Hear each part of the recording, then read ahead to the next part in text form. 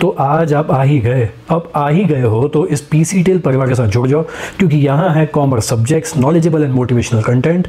तो एक एक ज़ोरदार सब्सक्राइब बटन और बेल आइकन पर पंच करो, क्लिक करो, ताकि आपके मोबाइल पर वीडियो की नोटिफिकेशन पहुँच जाए।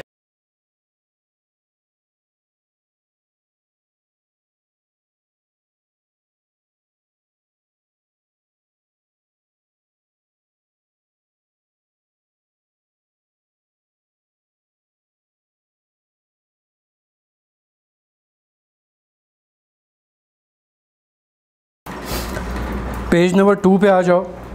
1.2 importance of corporate finance.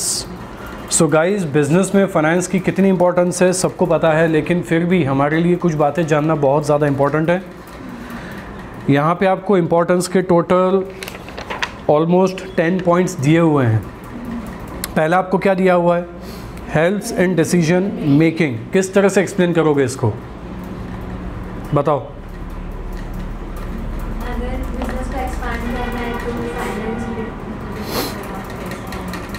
Clear है?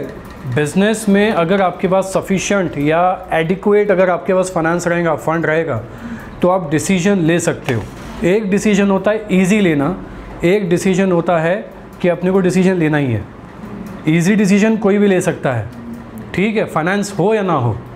लेकिन अगर फाइनेंस बहुत अच्छा है तो डिफ़िकल्ट डिसीजन लेने में भी आपको दिक्कत नहीं जाती। पॉइंट समझ में आ रहा है मेरा? फाइनेंस अगर अच्छा हो, पैसा अगर अच्छा हो, तो डिफ़िकल्ट डिसीजन लेने में भी दिक्कत नहीं जाती है। आप एक कैलकुलेटिव रिस्क उठा के अपना डिसीजन फाइनलाइज कर सकते हो, ठीक है। और वो डिसीजन पूरी तरह से इस बात पे डिपेंड होना चाहिए कि उसके पीछे आपकी प्रॉफिटेबिलिटी कितनी हो सकती है, आप कितना रिटर्न हासिल कर सकते हो। तो ये चीज़ें आपको पता रहनी चाहिए डिसीजन मेकिंग प्रोसेस में। तो फाइनेंस सही रहेगा तो आप उतने ही बेहतर डिसीजंस ले पाओगे, है ना। जैसे किसी भी इंसान के शरीर के अंदर अगर खून की मात्रा बराबर रहेगी, उसकी उतनी ही अच्छी इफ़िशेंसी रहेगी। बिज़नेस के अंदर जितना अच्छा फाइनेंस रहेगा, कंपनी की इफ़िशेंसी भी और कंपनी के डिसीजन मेकिंग लेवल भी उतने ही ज़्यादा अच्छे होंगे। सेकंड क्या दिया हुआ है? Helps in raising capital for a project. What does it mean?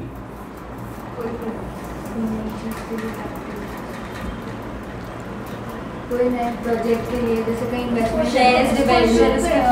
पैसे रेज कर सकते हैं कोई प्रोजेक्ट को एग्जीक्यूट करने, एसेट के लिए। ठीक है, रेस करना, पैसा रेस करने के पीछे बहुत सारी वजह हो सकती हैं। आपके जो गोल्स हैं, जो टारगेट्स हैं, दोनों तरह के हो सकते हैं। शॉर्ट टर्म गोल्स होते हैं, लॉन्ग टर्म गोल्स होते हैं। उस बेस पे आप अपना क्या करते हो? डिसीजन फाइनलाइज करते हो कि आपको किस पर्टिकुलर प्रोजेक्ट के हिसाब से पैसा रेस करने का है। और हम शुरुआत के मैंने ये लेसन मैं आपको अभी पढ़ा रहा हूँ, लेकिन इसके पहले जब मैंने आपको सेकंड लेसन पढ़ाया, फिर third lesson, now we are moving towards the first lesson. Second और थर्ड पहले पढ़ाने की वजह ये थी ताकि आपको पहले पता चल जाए कि ओन कैपिटल, बोरोड कैपिटल क्या है। जब आपको shares, debentures, bonds, deposits, EDR, GDR, है ना, डिफरेंट टाइप की फाइनेंशियल इंस्टीट्यूशंस की लोन्स फैसिलिटीज़, ये सब जानकारी जब आपको मिल जाएगी तब आपको पता चल जाएगा रेजिंग ऑफ लोन का मतलब मैं क्या कह रहा हूँ। सिक्योरिटीज़ किस बला का नाम है, कंपनी कौन सी सिक्योरिटी इशू करके क्या पैसा रेज कर सकती है, क्या टेम्पररी है, क्या परमानेंट है, सारी जानकारी आपको मिल चुकी है। तो कंपनी के जहन में अलग अलग तरीके के प्रोजेक्ट हो सकते हैं। असेट्स को परचेस करना हो, है ना, बिज़नेस को एक्सपांड करना हो, किसी के साथ टाई अप होना हो, है ना, डाइवर्सिफिकेशन से संबंधित भी कोई डिसीजंस हो सकते हैं। और उसी के हिसाब से कंपनी क्या करेगी? फाइनेंस रेज करेगी। Helps in research and development. क्या मतलब होगा इस पॉइंट में?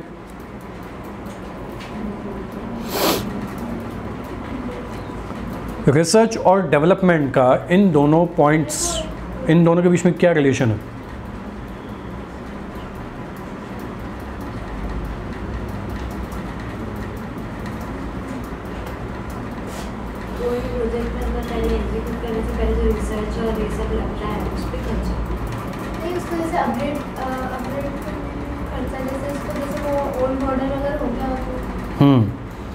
बिल्कुल सही।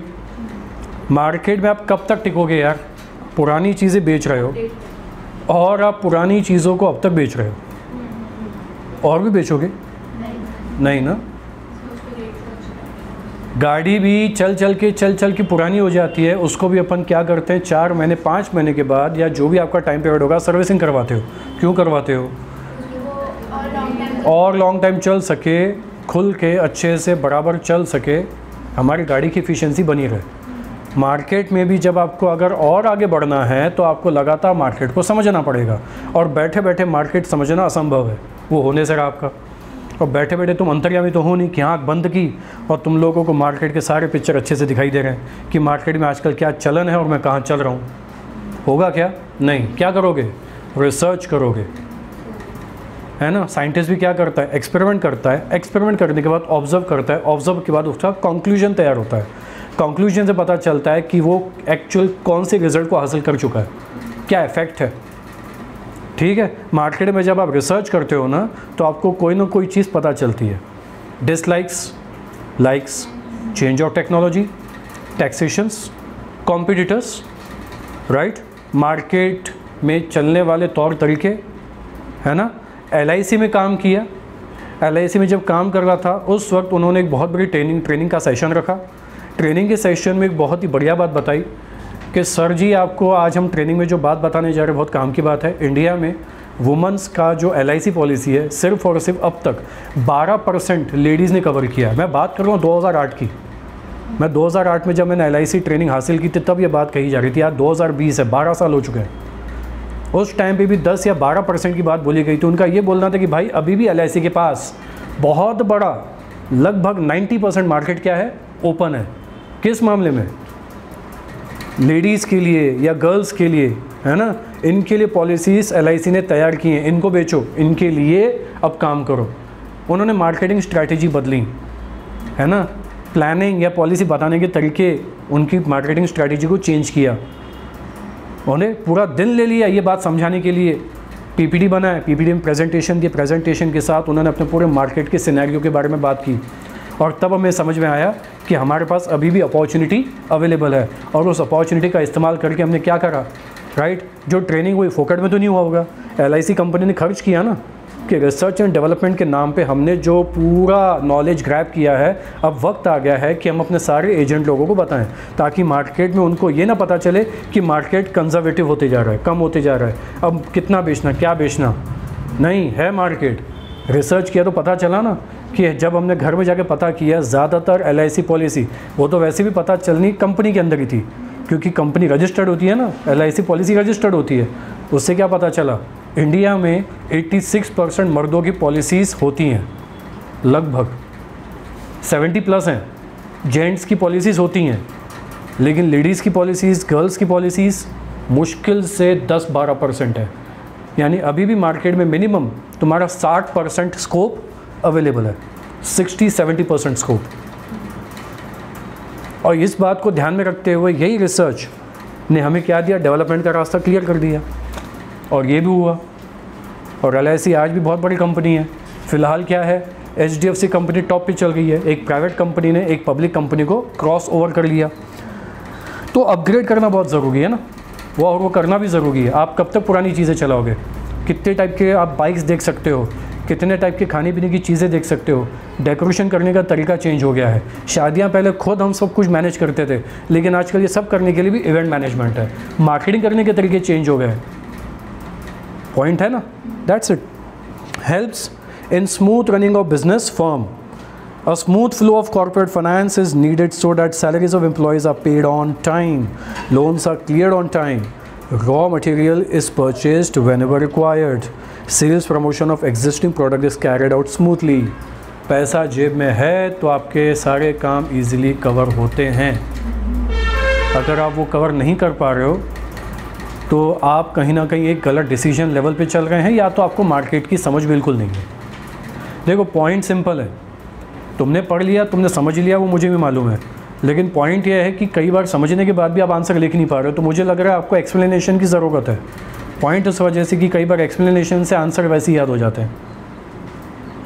अब सबका माइंडसेट तो एक जैसा नहीं होता, तो मैं अपना काम पूरा कर रहा हूँ, उसको पूरी अच्छे से लो। In spite of taking like as a joke, take it very seriously. और हो सकता है आपके पास कोई एग्जाम्पल हो, जैसे मैं भी कुछ दे रहा हूँ, तो यहाँ पर साफ साफ दिया हुआ है एग्जिस्टिंग प्रोडक्ट को प्रमोट करना, सैलरीज टाइम पे पे करना एम्प्लॉयज़ को, लोन्स वक्त पे क्लियर करना, जब जब आपको ज़रूरत पड़े रॉ मटेरियल आपके पास अवेलेबल होना चाहिए। इतनी सारी ज़रूरतें लिखी हुई हैं, कैसे होगा? पैसे से ही होगा। मार्केट में मनी सर्कुलेशन चलता रहता है, आप मनी सर्कुलेशन को नहीं रोक सकते, लेकिन मनी सर्कुलेशन भी तभी होगा जब आप अच्छे से पैसा कमाओगे। या तो प्रोडक्ट से प्रॉफिट कमाओ या तो मार्केट से रेस करो, है ना। वर्किंग कैपिटल की खपत लगती ही रहती है, डे टू डे काम लगते हैं, रोज़मर्रा के वेजेस देना, पूरे महीने के डिफरेंट टाइप के बिल्स पे करना, टैक्सेशंस पे करना, ये ज़रूरत लगती है। हमारा लगातार प्रोडक्शन मैन्युफैक्चरिंग का काम चलता रहता है, ट्रांसपोर्टेशन चलता रहता है, राइट। और हमें ये खर्चे भी रोज़ के रोज़ पूरे करने पड़ते हैं, और हमारे पास कभी भी पैसे की दिक्कत या कमी नहीं होनी चाहिए। इसलिए फाइनेंस आपके बिज़नेस को स्मूथ रन करता है, ठीक। अगर यही नहीं है आपके पास कि आप माल तो बहुत अच्छा बेच रहे हो, लेकिन आपके पास पैसे टाइम पे अवेलेबल नहीं है, आपके ऑर्डर्स टाइम पे कंप्लीट नहीं हो गए, आप अपने सो कॉल्ड कस्टमर्स को टाइम पे सेटिस्फाइड नहीं कर पा रहे हो, सेटिस्फैक्शन कम होने की वजह से वो आपको कभी भी आगे क्रेडिट फैसिलिटी शायद हो सके न भी दें, या तो पेमेंट में देरी हो रही है या तो पेमेंट आने में देरी हो रही है, और दोनों में खतरा है। दोनों ही मामले में बिजनेस आपका क्या है? स्लो। अगला पॉइंट क्या बोला गया है? Brings coordination between various activities. दो शब्द बहुत इंपॉर्टेंट है किसी भी बिजनेस में, कोऑपरेशन एंड कोऑर्डिनेशन। बगैर कोऑपरेशन के कोई भी चीज़ में कोऑर्डिनेशन नहीं आ सकता। एम्प्लॉयज़ काम करते हैं ना, उनमें कोऑपरेशन होना चाहिए, दैट इज़ म्यूचुअल अंडरस्टैंडिंग। और जहाँ म्यूचुअल अंडरस्टैंडिंग है वह हार्मनी, पीसफुल एनवायरनमेंट होता है, और काम में कोऑर्डिनेशन बहुत बढ़िया हो जाता है। क्लियर है? हमारे यहाँ पे day to day financial requirement बहुत इंपॉर्टेंट है। फाइनेंस डिपार्टमेंट लगातार लगते रहता है, रॉ मटेरियल परचेज करना, डेली वेजेस पे करना, महीने के रेंट इंटरेस्ट पे करना, है ना। डिफरेंट तरीके के बिल्स आ जाते हैं आपके पास, वो भी पे ऑफ करने पड़ेंगे आप लोगों को। पेमेंट की ज़रूरत हर महीने लगती है, आपको भी कहीं किसी को पेमेंट करनी पड़ती है, आपके पास उतना पैसा अवेलेबल साइड में होना चाहिए। बिजनेस है बॉस, चलाना है तो खर्चा करने की ताकत रखनी पड़ेगी, और अगर किसी इंसान के पास खर्चा करने की ताकत है, इसका मतलब उसके पास कमाने की ताकत है। तो ये कोऑर्डिनेशन एंड कोऑपरेशन होना बहुत ज़रूरी है फाइनेंशियल मैनेजमेंट में, ताकि आपके प्रॉफिट को कोई भी अफेक्ट जो कंटिन्यूसली चल रहा है उसको अफेक्ट नेगेटिवली नहीं होना चाहिए। Promote expansion and diversification. क्या फ़र्क है दोनों में, एक्सपांशन और डाइवर्सिफिकेशन में? बढ़ाना हो गया, बढ़ाने के साथ साथ वैरायटी भी लेके आना, दोनों चीज़ें इंपॉर्टेंट है, राइट। एक जगह है, मान लो मैं कोई बिज़नेस कर रहा हूँ, ओके, मेरी स्टेशनरी दुकान है, बाजू में मैंने साइबर कैफ़े खोल दिया, साइबर कैफ़े में ज़ेरॉक्स कॉपी की मशीन्स हैं, ऊपर लाइब्रेरी की फैसिलिटी, फुल एजुकेशनल हब, सिर्फ किताबें नहीं बेच रहा हूँ, आपको सब चीज़ें प्रोवाइड करता हूँ उसी से संबंधित। क्या हो रहा है ये? डाइवर्सिफिकेशन। क्लियर है? अगर मैं कोई ब्यूटी प्रोडक्ट्स बेच रहा हूँ तो उसमें कुछ 1-2 टाइप के सैम्पल्स या 3-4 टाइप के प्रोडक्ट्स नहीं है, वैरायटी जितनी चाहो उतनी मिल जाएगी। मेरा हार्डवेयर का बिज़नेस है, अगर मैं सिर्फ पाइप फिटिंग से लेके माल बेच रहा हूँ तो हार्डवेयर का बिज़नेस वहाँ तक नहीं है, बहुत कुछ है, बिल्डिंग मटेरियल भी आ जाता है, सीमेंट भी आ जाता है, और भी कुछ चीज़ें। अगर मैं इसको और वैरायटी के साथ लेके जाता हूँ, मैं क्या कर रहा हूँ, मेरा बिज़नेस बढ़ तो रहा है लेकिन डाइवर्सिफिकेशन में भी आ जा रहा हूँ। एम आई राइट? ट्यूशन चल रही है, ट्यूशन के साथ मैं रूम फैसिलिटी दे रहा हूँ या और कुछ चीज़ें प्रोवाइड कर रहा हूँ, ये डाइवर्सिफिकेशन है। लैम्बोर्गिनी ने भी क्या किया, सिर्फ ट्रैक्टर बेचता था ना, लेकिन ट्रैक्टर के साथ बाद में क्या किया उसने, कार बेची, देन बसेस हैं, देन वैनिटी वैन्स हैं, राइट, ट्रांसपोर्टेशन के बिजनेस में उतरा। ओके, मैकडोनल्ड हैंग बर्गर बेच रहा है, बर्गर्स बेच रहा है, लेकिन उसका साइड में क्या है, रियल एस्टेट बिजनेस भी है। What is this? डाइवर्सिफिकेशन है, यानी खुद की ज़मीन खरीद के मैकडोनल्ड बना भी रहा है ना, ज़मीन भी उसकी, मैकडोनल्ड भी उसका, और प्रॉपर्टी अच्छे से चला रहा है, फ्रेंचाइजी चला रहा है। So everything is what for such kind of big type of a business, technology improvise करना, मशीन मॉडर्न परचेज़ करना, और बिज़नेस को ज़माने के साथ बदलते रहना, पैसा लगता ही चाहिए। मैनेजिंग रिस्क, प्रॉफिट बहुत अच्छा कमा रहे हो, फाइनेंस बहुत बढ़िया है तुम्हारे पास, लेकिन अचानक सेल्स में फॉल आ जाना, नेचुरल कैलेमिटी की वजह से लॉस, स्ट्राइक की वजह से लॉस, ऐसी चक्कर में ऐसी चीज़ों से बचने के लिए आपके पास पर्याप्त फाइनेंस होना चाहिए।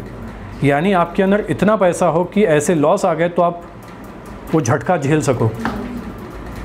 लोग इंश्योरेंस क्यों करवाते हैं? इंश्योरेंस के पीछे वजह क्या है?